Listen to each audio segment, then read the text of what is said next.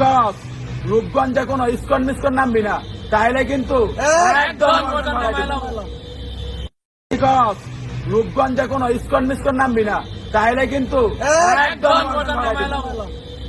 নমস্কার দর্শক, আমি দুর্লভ আর আপনারা দেখছেন দুর্লভ বাংলা। দর্শক, এই ভিডিওতে কি বলা হলো? এই ভিডিওতে বলা হলো যে রূপগঞ্জে নাকি সেই ইস্কনের ঠিকানা হবে না, রূপগঞ্জে নাকি ইস্কনের ঠিকানা হবে না। এই কয়েকজন তিনজন এখানে আমরা দেখতে পাচ্ছি মুসলিম, এরা বলছে যে রূপগঞ্জে ভুল করে আসার চেষ্টা করো না, মানে মুখে রূপগঞ্জের নাম নিও না যে রূপগঞ্জে আমরা একটা ইস্কন মন্দির বানাবো, ভুলেও নাম নিবে না। এই তিনজন মুসলিম বলছে। আমি এদের বলতে চাই যে দেখুন, যেখানে বাংলাদেশের সরকার ভয়ে ইস্কনকে নিষিদ্ধ করতে পারছে না বা পারেনি, সেখানে আপনারা কারা? আপনারা তো তিনজন, আপনারা কারা যেখানে বাংলাদেশ সরকার নিষিদ্ধ করতে পারেনি? যেভাবে সনাতনী ধর্মী মানুষরা বাংলাদেশে করছে, আন্দোলন করছে, বিক্ষোভ করছে, অফিস ঘেরাও করছে, আদালত ঘেরাও করছে, এবং কি আমাদের পশ্চিমবাংলা এবং কি আমেরিকা, ইন্ডিয়া, আরো যে হিন্দু সনাতনী ধর্মী মানুষরা আছে, এমনকি পুরো সংস্থা ইস্কন তো সমস্ত বিশ্ব জুড়ে আছে, সেই ইস্কনকে নিষিদ্ধ করতে পারেনি সরকার বাংলাদেশ। এবং সেই আন্তর্জাতিক একটা চাপে বাংলাদেশ সরকার চেয়ে তো ছিল যে ইস্কনকে নিষিদ্ধ করে দিই আমরা, কিন্তু পারেনি। কারণ ভয়, একটা চাপ। কারণ বাংলাদেশ কি একটা ছোট দেশ, যে কোনো দেশ বাংলাদেশকে একটা দেশে করে দিতে পারে, ধ্বংস করে দিতে পারে। আমেরিকা, ইন্ডিয়া, এদের কাছে কিছুই না বাংলাদেশ। খালি একটা আন্তর্জাতিক আইন আছে, আন্তর্জাতিক একটা সংবিধান আছে বলেই এই বাংলাদেশটা টিকে আছে এখনো পর্যন্ত। যদি এরকম আন্তর্জাতিক আইন না থাকতো, যদি আন্তর্জাতিক কোনো আইন শৃঙ্খলা না থাকতো, সংবিধান না থাকতো, তাহলে ভারত এই বাংলাদেশ কিংবা অন্য দেশ এই বাংলাদেশকে কবে টপকে দিত? শুধু একটা আন্তর্জাতিক আইন আছে বলেই মেনে চলতে হচ্ছে সেটা। তো দর্শক, এই যে মুসলিমরা বলছে রংপুরে আসার চেষ্টা করবা না, কি করবে ওরা? কি করবে? এরা বলছে, তাও আবার হাতে তলোয়ার নিয়ে, হাতিয়ার নিয়ে বলছে যে রংপুরে আসার চেষ্টা করবে না, হাতিয়ার নিয়ে। আমরা বাংলাদেশে এরকম বেশ কয়েকবার দেখেছি যে ওরা একটু কিছু হলে হাতে তলোয়ার দেখায়, হাতে তলোয়ার ধরে হুমকি দেয়, মারার হুমকি দেয়। এই আমরা কিছুদিন আগে দেখছি না যে মুসলমানরা এসে ইস্কনের বিরুদ্ধে করেছিল, ইস্কনের ঠিকানা বাংলাদেশে হবে না, সেই তলোয়ার নিয়ে বলছে। সেই ভিডিওটা দেখেছি।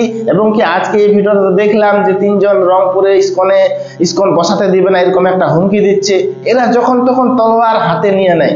কিন্তু আমি বলতে চাই তাদের যে সনাতনী ধর্মীরা মানুষরা একবার যদি তলোয়ার ধরে না, তারা হুমকি দিবে না। সনাতনী ধর্মী মানুষরা একবার যদি তলোয়ার ধরে, তাহলে তারা হুমকি দিবে না, ডাইরেক্ট যুদ্ধ শুরু করবে। তারা অল্পতে হুমকি দেয় না। সনাতনী ধর্মী মানুষরা, হিন্দু মানুষরা অল্পতে হুমকি দেয় না। তারা যদি একবার তলোয়ার দেখিয়ে হুমকি দেয়, তার মানে বুঝতে পারবা যে ওটা যুদ্ধের ঘোষণা, ওটা লড়াইয়ের ঘোষণা। দর্শক, একটা আন্তর্জাতিক আইন আছে, একটা সিস্টেম আছে বলেই আমাদের ভারত সরকার সেই নিয়মটা ফলো করছে। সেই নিয়মগুলো ফলো করার পরও যদি না হয়, তারপর দেখা যাবে। কারণ আমাদের বিদেশ মন্ত্রী প্রথমে ইউনূস সরকারকে বলেছিল যে আপনারা বিষয়টাকে দেখুন আপনারা। ফলে বাংলাদেশ সরকার সেই ইস্কনকে নিষিদ্ধ করতে পারেনি।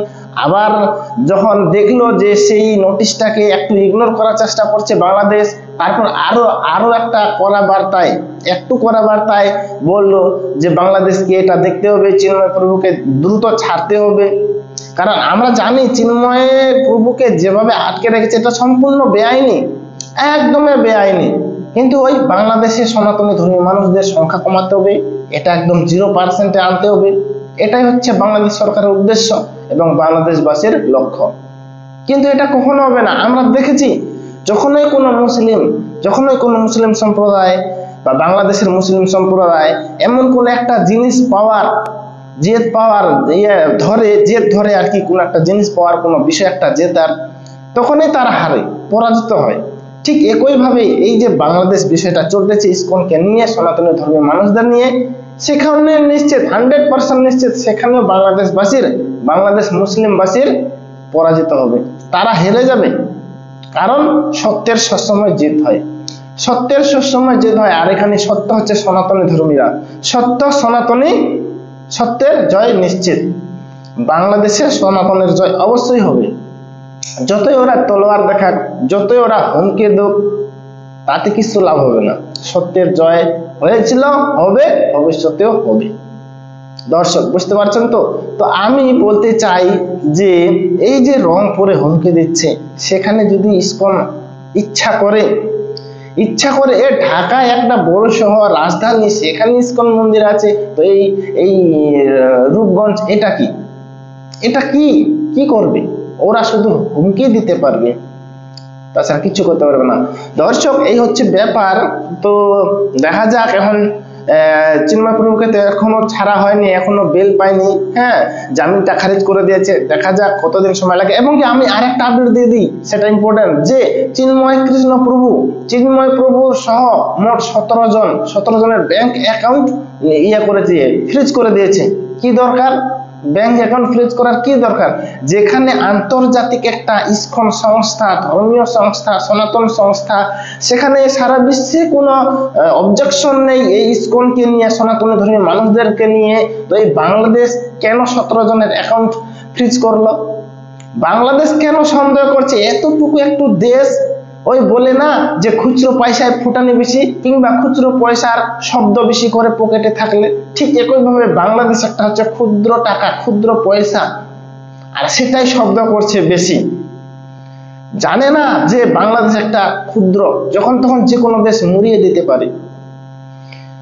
তো এটাই হচ্ছে দর্শক বলার। দেখা যাক সেই চিন্ময় প্রভুকে কতদিন ছাড়ে। যতদিন ছাড়বে না ততদিন তো লড়াই চলতেই থাকবে। আর যতই আস্তে আস্তে, কারণ এটা সিস্টেম আছে, বললাম একটা ধৈর্য চাকরি, যখন সেই ধৈর্যের শক্তিটা ভেঙে যাবে বা হয়ে যাবে, তখন কিন্তু বাংলাদেশের আর রেয়াই হবে না। বাংলাদেশ হাত পা জোরে, ভারতে তো স্বাধীনতা দিয়েছিল সেই পাকিস্তানের হাত থেকে 1971-এ, বা ভারতেই স্বাধীনতা দিয়েছিল এই বাংলাদেশকে। তো ইচ্ছে করলে ভারতে যখন তখন এই বাংলাদেশকে একদম করে দিতে পারে, ধ্বংস করে দিতে পারে। দর্শক আপনাদের কমেন্টে অবশ্যই কমেন্ট করে জানাবেন আপনার মতামত। দর্শক আমার ভিডিওটা ভালো লাগলে লাইক, কমেন্ট, শেয়ার, সাথে নজর রাখবেন দুর্লভ বাংলা ইউটিউব চ্যানেল। নমস্কার।